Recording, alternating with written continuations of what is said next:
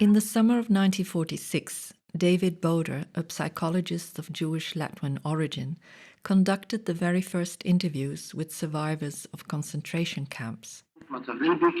This story is about how a remarkable collection of audio interviews, recorded on steel wires in 1946, was turned into an interactive online resource in 2009. It also illustrates the relevance of digital source criticism. In other words, reflecting on how the transformation of a source from its analog form to its digital representation on the web affects the way we conduct research.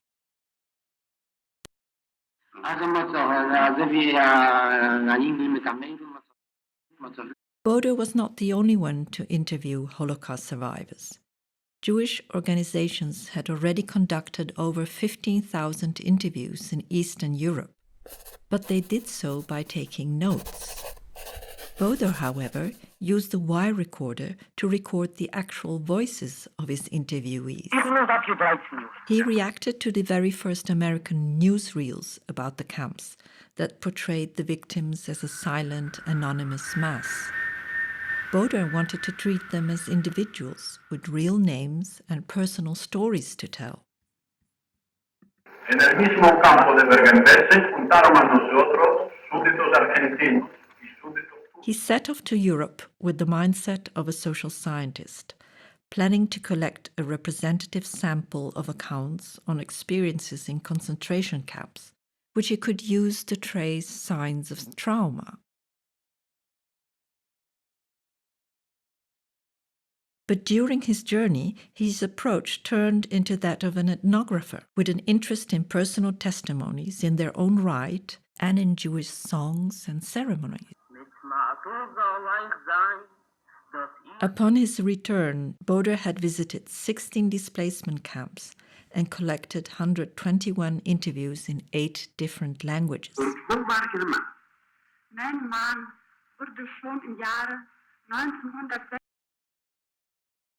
The first copy he made was from carbon wire to stainless steel wire, a material strong enough to withstand the endless back and forth running of the wire necessary to create a written transcript. 8 of these transcripts formed the basis for his first book, I Did Not Interview the Dead, which was published in 1948 and was an attempt to find traces of trauma in the language. He continued to work on his project until his death in 1961, but 50 of his 121 recordings were never transcribed.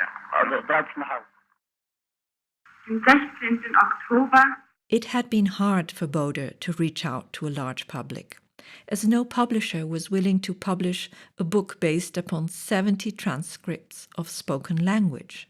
But thanks to the reproduction technologies such as the mimeograph and the microcard, he did succeed in sending copies of the transcripts to a selection of libraries.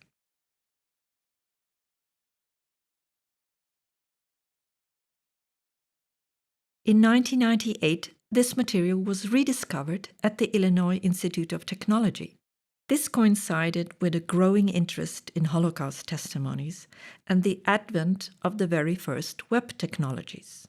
As a result, in 2000, 54 years after Boder's journey, his 70 transcripts and a small selection of audible recordings were digitized and published on the web. Of course, this only gave access to part of Boder's work.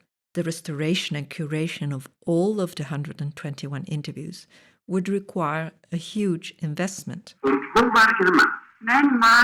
Eventually, the commitment to this investment was made in response to the Holocaust denial of Iranian President Ahmadinejad in 2005. This led to a stronger commitment to Holocaust education in the United States. The question, however, was how best to stay true to Boder's original recordings and translations in the process of publishing them online. 2 rounds of audio restoration followed. Meanwhile, the remaining 50 interview recordings were transcribed in their original language by native speakers, then translated into English by professional translators. This was all done in digital format. Boder's original English translations, which had left a material trail in various libraries, were complemented online by transcriptions in their original language. The web has brought Boder's initial vision, creating a community of listeners, to fruition. But listening to the recordings does not reveal the many transformations that the collection has undergone. These pose particular challenges to researchers. How can they verify the origin and authenticity of digitized sources that are published on the web? They have to apply digital source criticism. Do you want to know more about this topic? Then stay tuned for our upcoming lesson on working with the collection of David Boder.